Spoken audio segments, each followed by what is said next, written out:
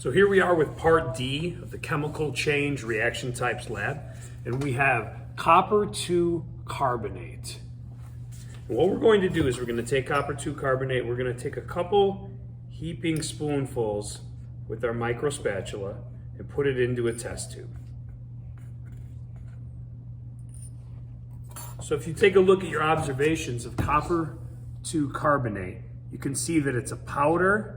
It has a greenish color to it as well. What we're gonna do is we're gonna heat this up. So I'm gonna start my Bunsen burner. So we started the Bunsen burner. What we're going to do is we're going to heat this copper 2 carbonate and see if it will start breaking down and decomposing. To heat this copper 2 carbonate, we just have a test tube holder, and we are going to heat it while aiming it towards the wall away from everybody. Let me see if I can get my flame a little bit hotter. There we go. We're gonna start heating this up.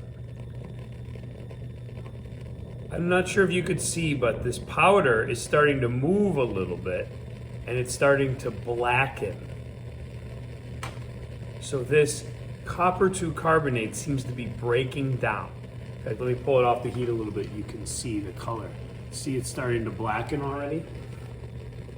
So since it's breaking down, we're heating it really strongly. We believe that it's decomposing. Now, one of the byproducts of it decomposing is carbon dioxide, which is a gas. So we're going to test to see if carbon dioxide is really being formed. And to do that, we're going to do a wood splint test. We did a wood splint test earlier in the lab to test if there's hydrogen gas. If there's hydrogen gas and it touches a flame, it makes this squeaking, popping noise. But for carbon dioxide, we put a flame into it and it actually extinguishes the flame. So what we're going to check for is if there's carbon dioxide, I'm gonna put this burning wood splint in and it should extinguish or put the flame out pretty easily. So let me see if I can do that with the camera so that you guys are able to see that. While I'm heating it, I'm also lighting my wood splint over here, okay? I'm gonna move this over to the side.